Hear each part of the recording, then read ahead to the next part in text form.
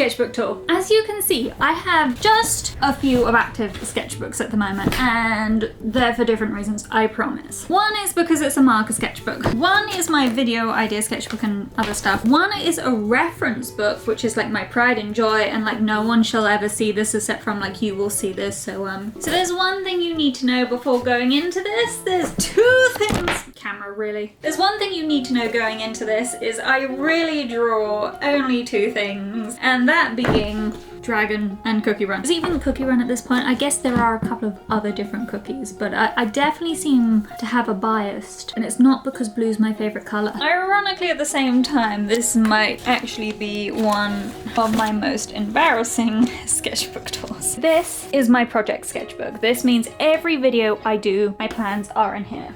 And obviously this is when Silk Song came out, and that was me trying to understand the design language of the whole game. This was from trying to draw like Pixar, and that was following the tutorials I found on YouTube, which I think, I gotta say, I felt like an artist and an illustrator for a bit. It was fantastic. Who knew a tutorial could do that to you, make you actually feel competent for once? This is from my tutorial. Found the most trending TikToks for that day and tried to see if they worked, and that was one of them. Then we get into a deleted project. I was going to create like my own prints, and they were going to be ghost prints, and I was going to make stickers out of them, and I was going to do all sorts of things, but I never got around to it. Because I do like the design. I think it would work. The idea is it would be a thing for my grandparents to sell in their bookshop, which I basically manage, and I would sell now, I guess, in my grandparents' bookshop. But that was my first like page-to-page commitment thing, and I do adore it. I just wished it was a bit more lino print. And lino prints I've been playing around with recently. There's some lino prints I've done of like different dragons. They're not the best, as you can see. The printing's a bit of a mess on this one. But I like to play around with different medium now and again on my off time. I think I need to refine it a bit more before I sell it though, unfortunately, because it's a bit shit still. But I did a series of 3 of these. This I think is my second pick for it, because I love playing around with all the different frames, and I was basing the shapes of the leaves off traditional wood carving, so it felt like I was really adding my own element into that. But it's sad that they never became products. I tried taking photos of them in a rush to try and get them done as prints, but they just came out blurry and really crap. You will never guess what that page was for, what thing it was attached to. No clue whatsoever. It's a complete mystery. I bet no one's ever heard of it. Basically an indie project, and I was like, hey, I should draw my own version of the monster. And I did a couple, which I need to get back to drawing horror again, because this was delightful to draw. I know it's not the most delightful subject matter, but I had a great time drawing it, and they're like, look at the cutie patootie. Is it not the cutest ever? And then that was designing the waistcoat. You can see sometimes the difference in design principles. That was just getting ideas done, and then I did a full sketch out later. I just find sometimes one needs the freedom of making an absolute mess in a sketchbook rather than having to perfectly draw something or preserve a really clean looking sketchbook. This is allowed to be a mess. See, it's not all Cookie Run. I drew more different things, like 3 different things. There's no Cookie Run. You have to give me praise for that. The brush bug, the brush birdie, the tube, the goat, cuteness. And then that was me working out a skeleton. I leave the statement there because it sounds scary and spooky.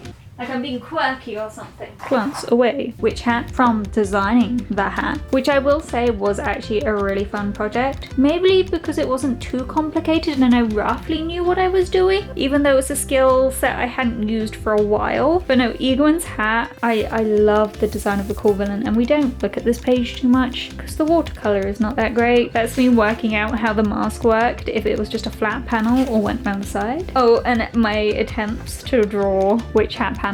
Timekeeper cookie. Now we're getting into the Cookie Run again. Okay, I see where this is going then.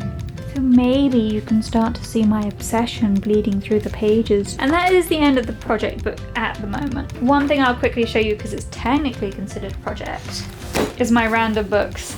I was gonna attempt, right, to get on social media. I was going to attempt to post more Cookie Run stuff because I love Cookie Run and I might want to be in the community of Cookie Run, and I was gonna do a Shadowmilk comic.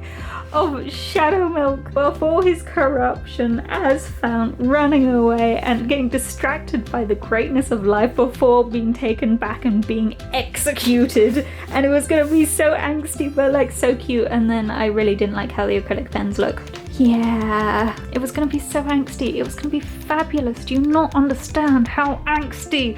You make angst of this guy and it's a great time. Even Cookie Run agrees. Actually, no. In the latest interview they had, it was like, we're gonna make pure vanilla suffer as much as possible. So I guess this guy just anyway. Drag on. You see, I got into a rut with drawing for a bit where I was like, I can't actually draw anything good, and I'm just copying other people's styles and I don't have my own style at all. And then I just spent an evening doodling whatever I wanted, and it turned out to be a lot of dragons, and I'm actually very pleased with them. And it was done completely by my own imagination, which was kind of a relief that I could draw something. We all get that imposter syndrome for a bit. I feel I need a dun dun dun, but I'm gonna make the font better at some point because that is pissing me off. And you want to bet what's in this book? This was meant to be my reference book, and a reference book is basically stuff you can use. Like if you don't have access to the internet or any reference of what you're drawing, you can go into this, sketch a bunch of stuff you really like to use as reference. It's practice for drawing, and you can, you know, refer to it. And you can see this book's already taken a bit of a beating but as you can probably tell, I have a bit of obsession at the moment and not much of a life, so it starts off. Yeah, do I really have to tell you how the rest of this book is gonna go? I mean, you'll be surprised because like the first page is actually me trying to sketch from real life, and then my D&D character, right? But you can guess what's after that because it's oh my gosh, I was wrong. There's some Hollow Knight stuff in here. Silk Song, I beg your pardon. When I was trying to design my own characters and some life drawing, there is a butt, a perfectly good butt in here. I don't know what the other one's meant to be because that does not look like a butt. This is more like what I was expecting. As you can see, there is this face, and this face is actually copied from an artist that I really like, Fresno on Twitter, or X, I don't care what it's called, and I liked their drawing as reference. I collect a whole bunch of different artists' drawings, I try my own attempt, and then I try to use it to inform my own drawings here. And then this is when shadowmilk, there was the Beast's Dominion, I think it's called, where you start to see some of the backstory, and this outfit was revealed. This was meant to be like Ascended Shadowmilk, you know, the Ancients Ascended. This was meant to be, what if Shadowmilk ascended and accepted truth and deceit working together, trying to combine like wafer sleeves and a ponytail because I like the ponytail like added into the night. I was happy with this design, okay. I think it's a bit too cheerful for the character, but this is where it starts to get embarrassing. Yeah, so AO3 may have got to me a little bit.